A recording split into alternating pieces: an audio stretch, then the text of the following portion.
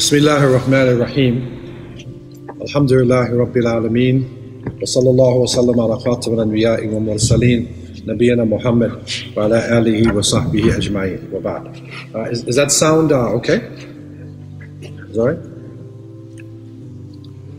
My beloved brothers and sisters, assalamu alaikum wa rahmatullah.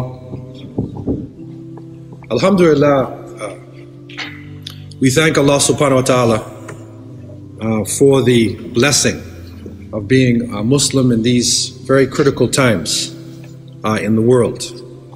And we have to reflect upon the fact that our presence here is not by chance. It is by the will of Allah. And the last Prophet Muhammad ﷺ did not speak from himself. He spoke from above 7 heavens. And we need to begin to look at his words as a type of road map, a type of divine information that came to us that we can reflect upon in these very difficult times. And one tradition, the Prophet ﷺ was reported to have said, Inna Allaha zawali al-ard, fara'aytu mashariqaha wa magharibaha. وَإِنَّ مُلْكَ أُمَّتِي سَيَبْلُغُ مَا زُوِيَ لِي مِنْهَا. The Prophet ﷺ said, verily Allah showed me the expanses of the earth. He showed me the east and the west. And he informed me that the possessions of my ummah would reach as far as the horizons. And Sadaqa Rasulullah alayhi salatu wasalam, Muslims reached far into the east. Within 100 years, Muslims, without having a large army, crossed cultural barriers, geographical barriers, environment, and reached all the way to China. It is reported that the maternal uncle of the Prophet, Sa'd ibn Abi Waqqas, radiallahu anh, is buried in China. And so that distance, that far distance to the east, Muslims reached. To the west, in the time of the Tabi'een, Uqba ibn Nafi', rahimahullah, radiallahu anh, reached all the way to the Atlantic Ocean. And he looked across the ocean and said that if I knew there was land across this ocean, I would take this message. Because that is the job of the Muslims. The Prophet ﷺ said that the people who are present should take this message to all those in humanity who are absent.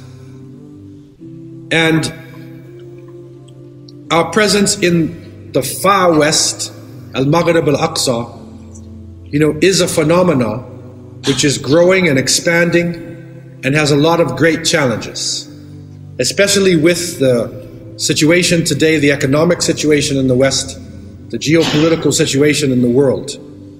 There are great, tremendous changes that we are going through. And I want to just look back with you at Canada itself to try to understand something about the Muslims in these lands. What we have to recognize and realize when we are dealing with Canada itself, that the word Canada is really an Iroquois word, which means it's Kanata, which means a big village. So you are literally living in a big native village. That's what this country actually means. And the Aboriginal people, the First Nations, it is reported, migrated to this part of the world, some say possibly 20,000 years ago. They crossed the Bering Straits from Russia. At that time, because it was frozen in the north, you could actually cross the frozen north and go from Russia into Alaska, into the northern Yukon region of Canada, and populate. Some of the people who came from Mongolia and that region there, some took boats and went down into the south. They didn't necessarily go directly into the land. They went along the coastline and then went south. It's also found that people have crossed from Polynesia, from the islands in the South Pacific, also crossed over. So that is another place where human beings, crossed from ancient times. And amongst the First Nations people, there were those who believed in one God. And that is the way it was in all parts of the world. And I studied this, I traveled to different parts of the world. The Chinese, in Mandarin Chinese, their word for God is Shang-Ti. Shang-Ti. And Shang-Ti for them was the great spirit, the creator, who was like, a king in a court. They were lower gods.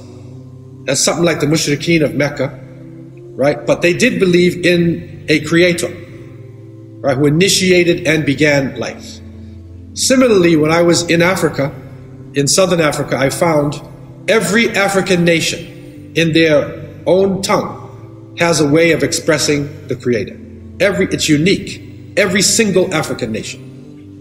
And so this concept there, which in Surah An-Nahl we learn that Allah Azza wa Jal has told us, وَلَقَدْ بَعَثْنَا فِي كُلِّ أُمَّةٍ رَسُولًا أَنْ اعْبُدُوا اللَّهَ وَاجْتَنِبُوا الطَّاغُوتَ. And verily we sent to every nation a messenger, that they would worship Allah and stay away from false gods. So this is the first Islam. In one tradition, it is reported that the Prophet ﷺ has said over 124,000 prophets and messengers came to every nation and every tribe. So when we speak about Islam in the beginning, Islam in Canada, right, in Canada, in the village, it was here before the presence of Muslims coming from the Middle East or Asia. On the other side, it was already in the village.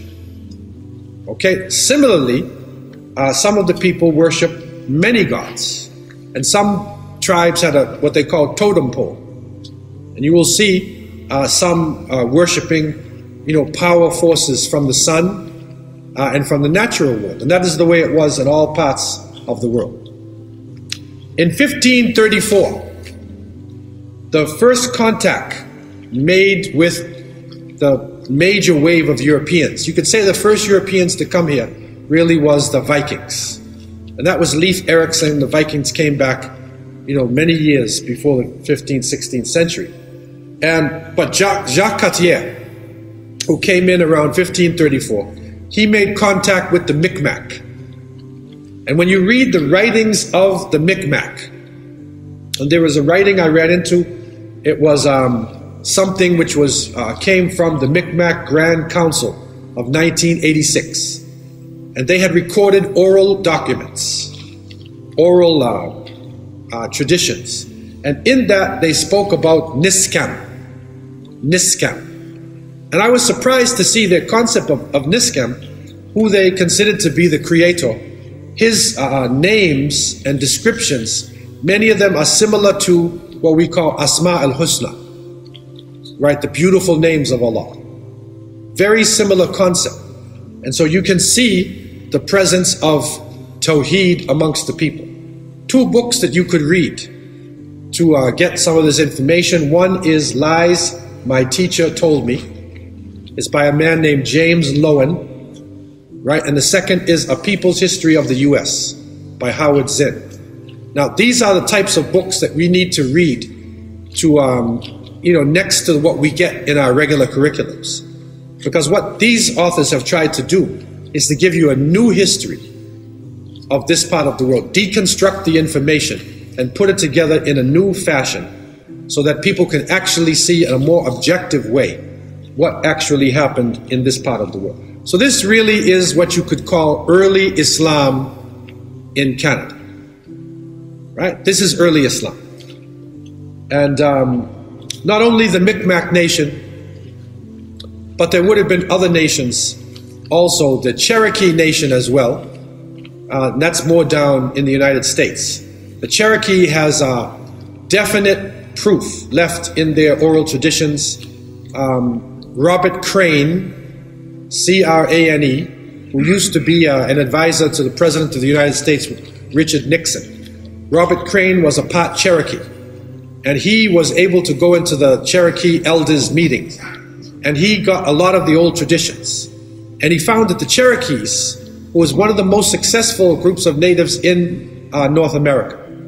They call them even the Jews of the Indians because of their business skills and whatnot. They used to face east when they prayed.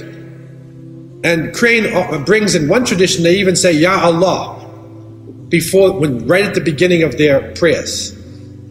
And so the Cherokee Nation, they have definite proof of the belief in one God. But you will find it in many nations. In this case, we have a direct, for Canada itself, we have a direct proof that comes from the Mi'kmaq nation. Following this, the first recorded Muslims are coming in 1871. Okay, it's in 1871, John and Martha Simon. They were recorded in Ontario, and they came to Ontario and they were called Mahometans. Now you see this name Mahomet. That is the name used in the Middle Ages by the Crusaders. Against the Prophet Muhammad Sallallahu Alaihi Wasallam, they used the word Mahomet. Right? They use it in a bad way. But whenever you see that name mentioned, that is their way of saying Muslims. Okay, so these are the first two recorded on the census documentation. And at that time, they also recorded about 17 Muslims in Ontario. Okay, so that goes back to 1871. And also, in 1854, this is that early period, James Love, he is recorded also. He was born in Ontario as well, right? And by 1971, there were about 33,000 early settlers who came in to Canada. Now, we know that the early settlers here, as well as in the United States, and many of the European colony states, settler states, they had a type of apartheid system. So they ranked people by color, and they used people for different reasons based on color. So they needed people to help them open up the West. And their own people were very sick at the time. There was a lot of plagues and diseases and whatever. So they looked toward the Muslim world. Could they encourage and entice some people from the Muslim world to come into Canada and the United States and work as settlers in early America? And so, but the problem was for them, they would only want light-skinned people, what we classify today as European or white people. But Europe itself is not a continent. Europe is not a continent. It's connected to Asia. And so people of light complexion, you can say from Germany or the Caucasoid Mountains in Russia, have actually migrated into Asia and been going back and forth for centuries. In India, you have the Brahmin class. And they said the Brahmins were like Aryan people who migrated from the north and settled in India, and they set up a caste system. And the concept of caste, varna, is actually also race. So the darker you are, you see the lower you are in the system of the caste system. Okay, that's a type of apartheid system. We use the word apartheid because that's what the South Africans call their system. That's the most recent form of discrimination based on race. In any event, here, what happens is light-skinned people from the Muslim world. So they took it from the Ottoman Empire, because the Ottoman Empire included not only Syrians, Lebanese, Turks, but also Albanians, Yugoslavians, really Bosnia, right? Bosnia and people from the Ottoman territories. So they were the ones to come in. And you will see early settlers in the United States and in Canada coming from this. 1971, they record 33,000 people are officially recorded. Now these statistics, usually our population is usually double the statistics. But anyhow, this is the recorded statistics. 33,000 by 1971. And these settlers came into Ontario, Alberta, other parts. They worked on the railroad. They were farmers. They had businesses and whatnot. And that's the reason why in Canada, the oldest masjid is Masjid Rashid Mosque, which is in Edmonton, Alberta. That's the oldest masjid in Canada right now. In the United States, in Cedar Rapids, also there in Iowa, it's also the oldest masjid there. And the same Syrian, Lebanese people who came on the wagon trains, that's the reason why the oldest masjids are in the Midwest. You would think that the oldest masjid would be on the East Coast. But the waves that were coming in, they sent them with the settlers. Because it was dangerous out there. It's a new territory, you've got to be really strong. And you also have to face the natives too, right? You have to face them, because many of the native tribes did not submit peacefully. So they were part of the settlers that went out into that area. And by 1938, there's your masjid, Al-Rashid Mosque, opened in Edmonton. And I found a very interesting thing when I went to the Rashid Mosque last year. The ceremony that they had for the mosque, the MC of the ceremony was Abdullah Yusuf Ali. Remember that Quran translator? We say Yusuf Ali Quran. He came from London, UK. They invited him because he had made that early translation, right? So he was the MC for the program when they opened up a Rashid Mosque. By 1981, okay, this is another 40 plus years, Muslims are now coming in. It's recorded about 98,000. About 98,000 officially are here in Canada. And by that time, there were skilled workers, professionals, teachers, and students that was coming in. Waves of people were now coming in. Okay? By 1991, okay, it jumped. It started jumping significantly now. Okay, those are the older generation that were here in the early days. You remember a few little masjids and MSA, little centers that we had there. That would have been, the 1981 70s, 80s. Then a big wave came in the 80s. By 91, 235,000 Muslims are reported in Canada on the official records. And the difference was now, they were not just people who were professionals or, coming for agriculture or specific jobs. Now they were coming from crisis zones. So there were people coming in from droughts, famines, war-torn situations, who were coming into Canada. Canada had one of the biggest, largest immigration policies in the world. They were allowing people to come in. And so a lot of people start coming in. This number increases with the crises now increasing in the Muslim world. Right now, and it's been probably for the last 10 years or so, we have the largest refugee population in the world. Okay, so they blame us for terrorism, right? But we're terrorized more than anybody else. We have the largest refugee populations. And so by 2001, there's recorded 579,740. That's about 2% of the population. Okay. By 2006, our numbers are increasing now. We're having a lot of babies too. Go to the Canadian hospitals, look at the babies, and you see a lot of Muslims. I don't know what the percentage is. It's pretty high. In some parts of Canada, like Toronto, it was even reaching at 1.50% of children born in the hospitals. Okay, it was reaching that level. But by 2006, we reached about 783,700, 2.5. By 2011 now, 940,000, right? In Toronto itself, it's recorded about 250,000. That's about 10% of the GTA. We actually believe we're double this number. We don't believe we're 250. We believe we're about 500. Okay, but this is your recorded information, that we're actually 10% of the population of the greater Toronto area itself.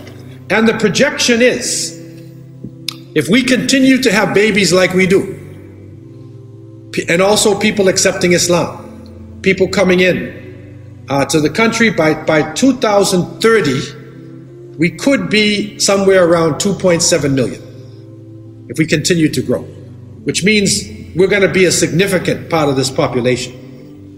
Now, for the early information here, you can get it from the book called Muslims and Islam in Canada, right? Written by Dawood Hassan Hamdani, right? That's your proof of your statistics. If anybody wants to follow it up, you can get your statistics from Muslims and Islam in Canada, okay?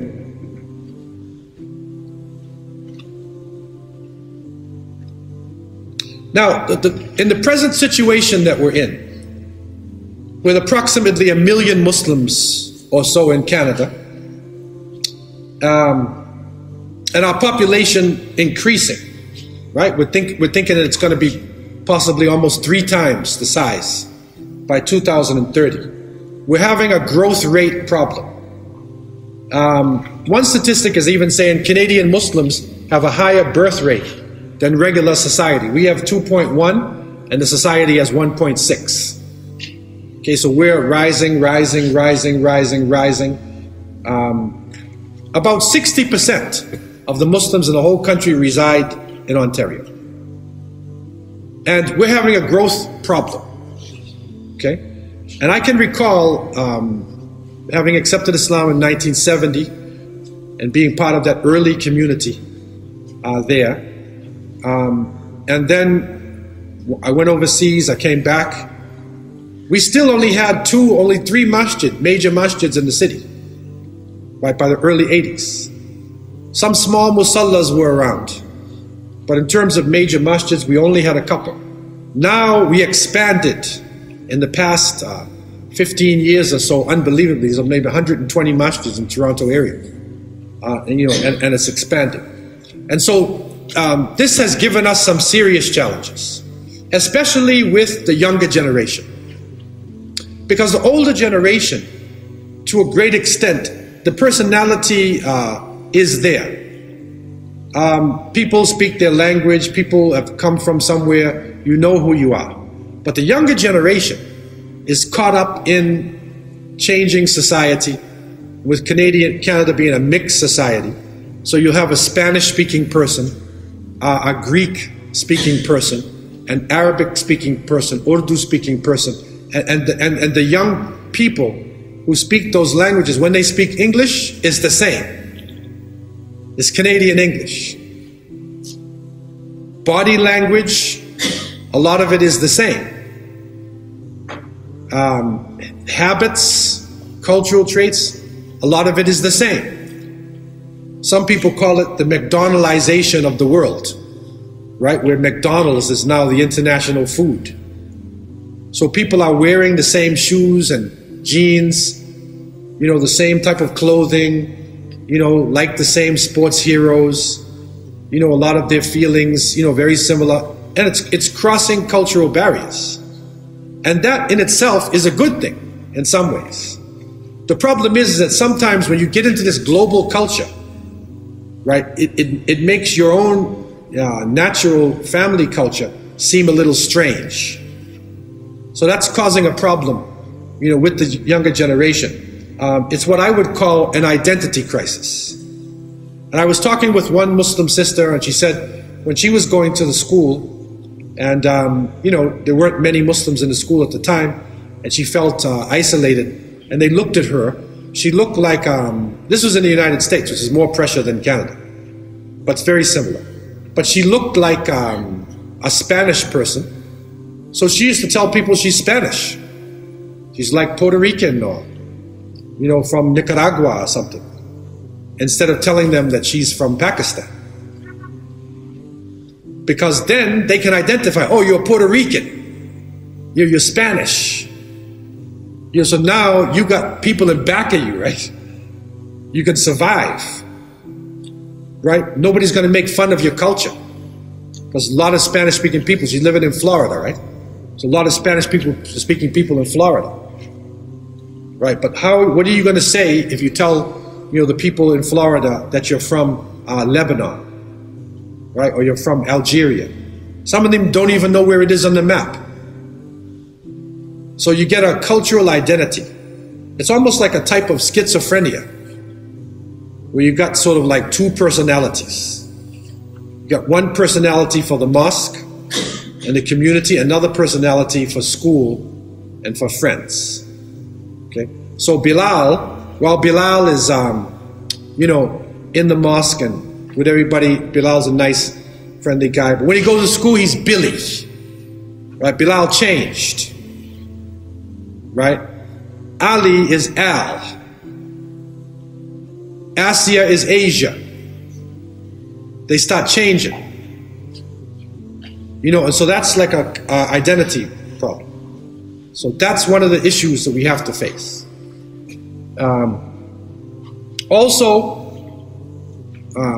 Racism. Racism, discrimination. Out of this identity thing comes discrimination, because racism, there's one part of racism where it's just your race. Okay, somebody might call you names, but there's another part of racism, which is what they call institutionalized racism. And that is where, because of your race or your color, you're not going to get a job, or you're not going to be able to move into a house, right? Just because of the way you look. That's the worst part of racism. That's institutionalized. Okay, so that's a problem that Muslim community faces, and this has now blossomed into Islamophobia. And Islamophobia, as we know, is the fear of Islam. If you look like a Muslim, you got a name like a Muslim, it's a fear. Some people, when they were faced with this problem of discrimination and hatred, racism, they said, we're going to assimilate. Now, what does that mean? That means you try to become exactly like your master, or like the major race that's above you. And that's where the identity changes, like we said. Muhammad is Mo. Right? So when he goes to work and he said, just call me Mo. Now, sometimes, maybe that is a good way, because maybe they can't pronounce your name right. But they can pronounce a lot of names. The Greek names are hard to pronounce too, right? Other names, are hard to pronounce. But the Muslim will say, just call me Mo, and assimilate. But assimilation is not going to work. Because now, because of Islamophobia, they'll attack you even if you got a suit on. Once they know who you are, you can't hide. And there was a story of a brother in the UK. He went to get a job with a British corporation. And the British, of course, are very crafty. They studied us very well. They colonized us. They know us better than the Canadians do.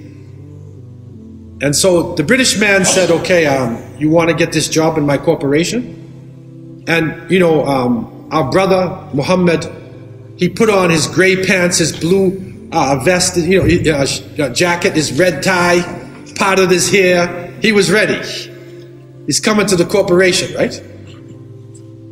The British man said, what's your name? He said, Mo. He looked at the thing and he saw his name was Muhammad, right? So he knows he's a Muslim. The British man then said to him,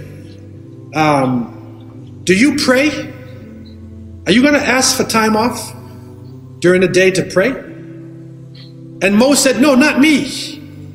Not me. I'm not going to pray. It's okay. I'll just work. I won't take. I said, okay. British man then said, do you want time off on Friday for Jummah? And Mo said, no, not me. I will be loyal to your company and I'll stay and work. So the British man said, come back tomorrow. The next day when Mo came back, the British man said, I'm not going to give you your job. Because if you're disloyal to your religion, you're going to be disloyal to me. You understand this? He knew that he had to pray. Because he knows us well, right? He knew that we need to take time for Jummah. And if this guy is going to turn against his own religion, right? then he's a treacherous. He's not dependable person, right? Because he can't even be honest with his own faith. How is he going to be honest and loyal to the company? You see how the British man thought? So really, Mo becomes what they call, he lost in the dunya and the next life. Both. So it's better to just represent yourself properly. State what you believe. Right? Don't be ashamed of yourself. Come out of yourself. Okay? But some people, when, they didn't assimilate, they isolate. That's another reaction to Islamophobia. Isolate. They go in the masjid and they close the door and they say, only our group is safe. All the rest of the world is going to hellfire. We're the only true Muslims. Or like we were talking today, the person said, I'm not going to speak English. I'm so proud of myself because I never spoke a word of English in my life. And I refuse to speak English. Right? Usually what that is an inferiority complex. He's afraid to speak English. He's afraid to come out to the public. It's not because he's really protecting himself, but he thinks if he isolates himself, he's safe. But the old fable of an ostrich that buries its head in the sand, right? The ostrich puts its head in the sand, but the rest of it is sticking up, right? So he thinks he's hiding in the sand because his head's under the ground.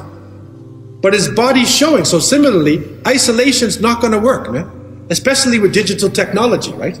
Because they can watch you inside the masjid anyway and hear everything as long as you got an electronic, piece with a chip inside of it. They're going to follow you anyway.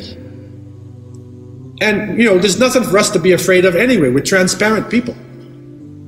So why are we afraid? So isolation is not going to work.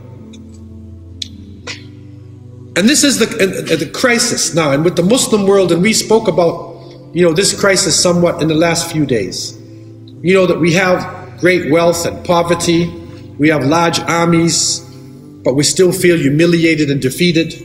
We have intellectuals, and many times our scholars argue over minor points, trivia, right?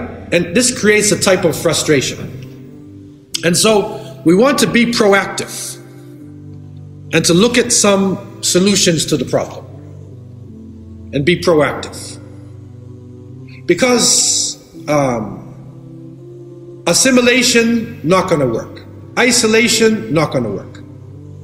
Another tactic, desperate confrontation. That's not going to work. Okay, what we need is Islamic revival. We need to revive Islam in a living way, a dynamic form of Islam that we can use right now. Right? For our communities to become relevant, and we can use Islam right now in this world. So I want to make some recommendations. There's 10 recommendations we want to make to you. One is an increase in taqwa.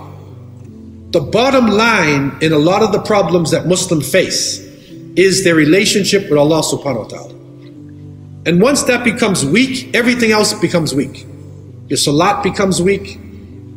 Your unity becomes weak. Your connection with the Quran becomes weak. Once your relationship with Allah Azza wa Jalla, the more consciousness of God that we have, right, is the better we're able to implement and practice our Islam, in this world.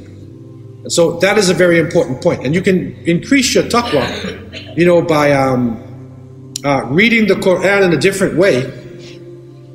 That we read it with tajweed, and then we think about it, right? Think about the verses, right, that you read, get a tafsir, have it explained, and then practice it. Follow its commands, right? It's 3 parts. So you read it nicely, you think about what's in it, and then you practice. That's different than some people who just read it. Some people just read it and don't even know what they're reading. Okay, our relationship has got to change. It's better that we read a small amount of the Quran and we understand it, than we read a lot of it and we have no understanding. Okay? 2, a proper knowledge of Islam. And that means that everybody needs to begin to learn classical Arabic language. The closer you get to Fusha classical Arabic is the closer you're getting to the wahi, the revelation. So everybody needs to spend time getting familiar with Arabic, right? Get yourself some Arabic books, right? Get into a class, be around Arabic speaking people, ask them to address you sometimes in Arabic, right? Learn how to function. That's how a child functions, right? Children learn languages faster than their adults, their parents. You'll see somebody move into an area, the people are speaking the language, and the parents are reading the grammar and, whatever, and the child outside playing. So the child, just after a while, the child's walking in and is talking. He's talking. And the parents are stuck on the grammar. Because it's total immersion. It's total immersion, right? It's like in Arabic when you say, he is big. In English we say, he is big, she is big, they are big. We change it. In Arabic they say, huwa kabir, which in English would be he big. It sounds like you're talking Jamaican patois, right? Him big. Right, that's this patois, like it's colloquial. He big, she big, they big. Right, it sounds like a colloquial, but that's what the Arabs don't use is in the middle, right? So the little kid, he's in the streets, he just starts talking, he big, she big. The parents are learning jumla, ismiya, mubtada, and khaba, and whatever, and they say, they're forgetting what this jumla, ismiya, fi'liya, and this and that, like all these rules. The kid just said, he big. Huwa kabir. And so that grammar rule, the child has internalized the grammar rule. They might not be able to explain it to you, but they say it. So if you're around people speaking Arabic, or you get into a total immersion course, right, then you can start picking it up and then go to the Arab world, spend a month or 2 months, be around people speaking Arabic, right? By memorizing Quran and studying tafsir, you're also going to learn vocabularies, right? And then you can get closer and closer. Also with the usul, or the basic parts of our religion, understanding the Quran properly, the hadith, fiqh, study these subjects, then our Islam is based on, solid foundations, not culture. Because culture is different. When I accepted Islam, I thought all halal meat had chili in it. I thought halal meant hot food. Because every time I ate halal, it had pepper. Then I met some Bosnians and other people, and they had no pepper in it. And I realized that halal is how you sacrificing the animal, the absence of pork and alcohol, that's halal. The chili or no chili, that's your culture. But when people think the chili is the deen, you understand this point? When they think the chili is the deen, and not the sacrifice of the animal, now you got a problem. Because some Muslims don't like chili. It's almost like you got two religions, right? And that's why sometimes Muslims appear to be very different, because they're following their culture. They're not following the principles of the religion. So that's why we need a proper knowledge of Islam. These are some points for challenges. These are to revive Islam, leadership. How are we going to do this? How are we going to get out of this present problem? 3, proper Islamic character.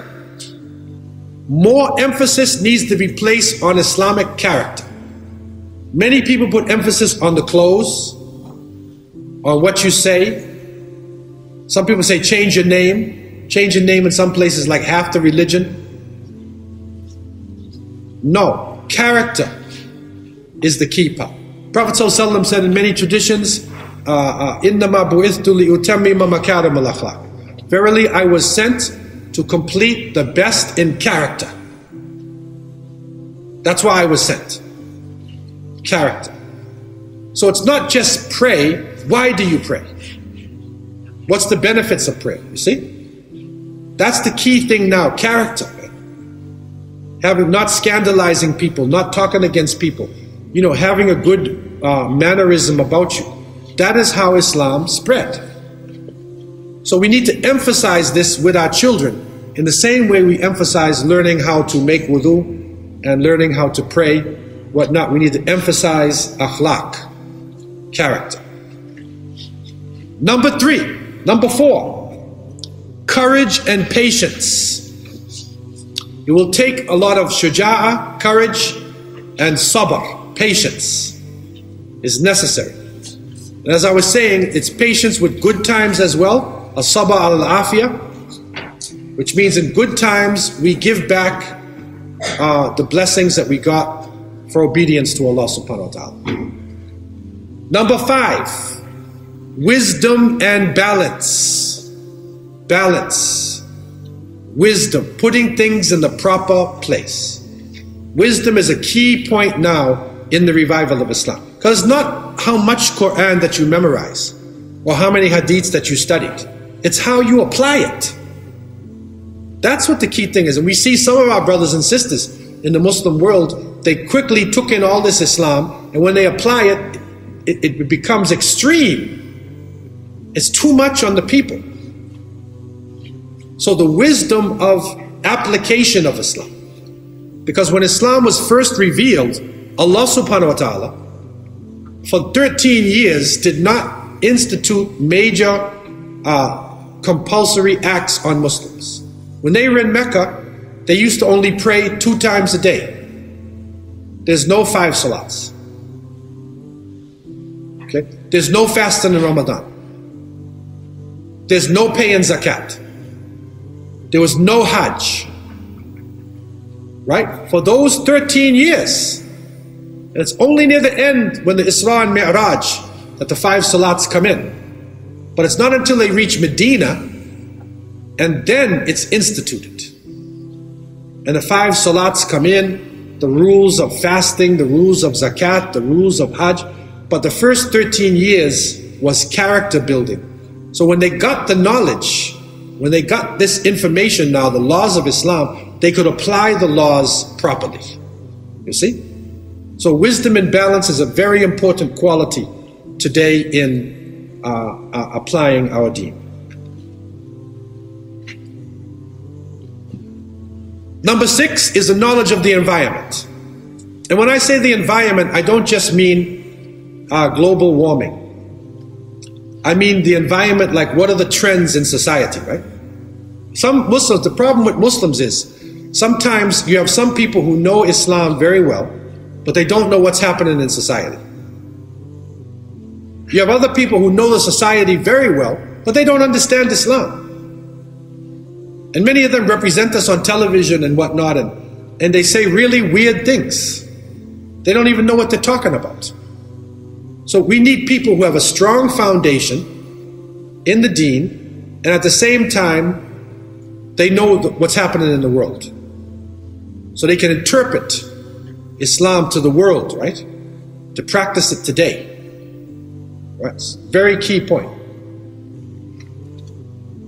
And this means, knowledge of the environment also means, like what we studied a little bit earlier, who were the first Muslims in Canada? What did these Muslims go through? You don't have to reinvent the wheel. Many problems that you're facing now in your masjid, or you're going through, we've already went through this in Toronto. So why reinvent the wheel, right? You can take a step and go, check the communities who went through these phases, so you don't have to fall into the same problem. This is why I say it's really important for the community to develop a type of trust fund, right? And people get a lawyer, right? Create a trust fund, in the masjid's name, and people put their waqf, they put their money toward the trust. Put your money toward the trust. And that trust fund can pay for for somebody to come to be a regular teacher in your community. The imam does not have to be, the person who leads salat is not necessarily the imam, right? Or the amir. The one who gives you the khutbah and does your counseling and, is dynamic person, is sort of like a CEO, right? It's like a CEO of the Islamic Center. That's what you need. You need a dynamic CEO of the Islamic Center.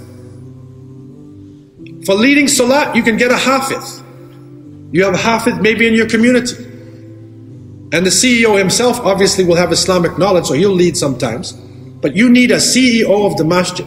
So the word is not imam. You see, we have this problem in our mind when we think of imam, right? Everybody thinks it's like Imam Khomeini or, something. Or, imam is like some, holy religious figure with all these qualities. No. You need a CEO of the masjid, of the Islamic Center. And that CEO's job is to, study the community, study the problems, and develop dynamic programs. Programs for the youth, programs for the women, counseling, dawah and outreach, right? Organize things. Get the treasury book in order. Just like the CEO of a corporation, right? But you need to pay the CEO. You can't expect somebody to come volunteer their time to do this, because people have to pay rent. They have to eat food, right? So, but if the community develops a type of trust fund, and money is given to the trust fund, and from the trust fund you pay the CEO. See, that's one model. I'm giving you a possible model to do this. And you will come out of the problem that many Islamic centers faced in other places.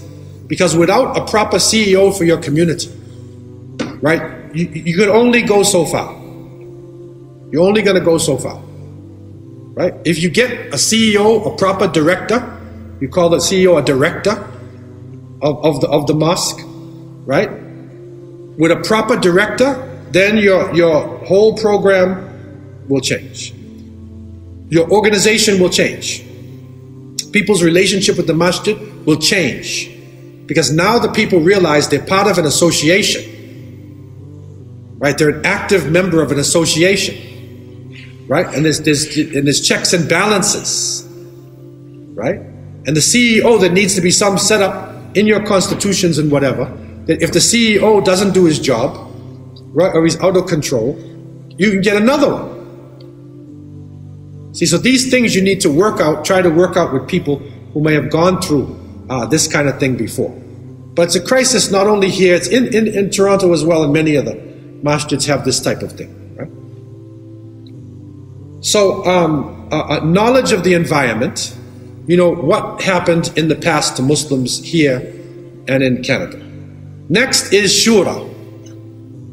Shura. And that is consultation. That in everything we do, we consult each other.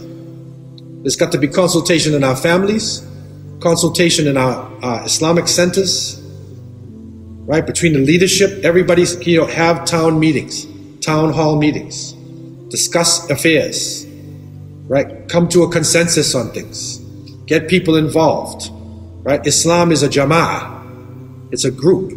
Prophet ﷺ said, Yadullah ma'al jama'ah, the hand of Allah is with the jamaat, the united organization. Right? So that shura is a very important concept. And, cooperation and operational unity. That, I don't believe, is such a problem with here in Thunder Bay. Because you don't have like Toronto, we have so many masjids, so many communities. Right? So we need to cooperate with each other and operational unity. That means that we work together. The masjid may be slightly different, maybe it's a different school of thought or a different linguistic group, but each masjid needs to sit in shura with the rest. Right? Operational unity. Right? That's the terminology that I'm using for.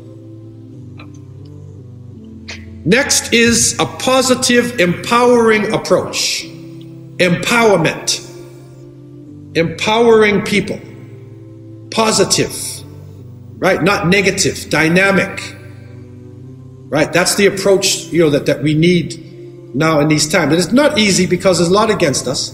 But positive, if we read more of the hadiths of the last days, right? Eventually victory will come to the Muslims. It's coming. It's going to be a storming period before it comes. But it is destined to eventually come. And we need to keep this in mind and focus on how we empower the youth, we empower women, empower people in our communities. This is crucial. Okay? And number 10, outreach. Dawah, right? Reaching out to society. We have to have active outreach programs that is providing Islamic solutions to real problems of society. Right? Provide Islamic solutions. Help people, in the society itself. See? So these are some points in terms of, practical solutions to the problems, or some direction that we need to take to implement, and to be able to, deal with the problems that we are facing. Okay? And so we end in peace. Subhanakallahumma bihamdika, nashhadu an la ilaha illa anta, nastaghfiruka wa natubu ilayk, wa akhir da'wana alhamdulillahi rabbil alameen. Wassalamu alaikum wa rahmatullahi wa barakatuh.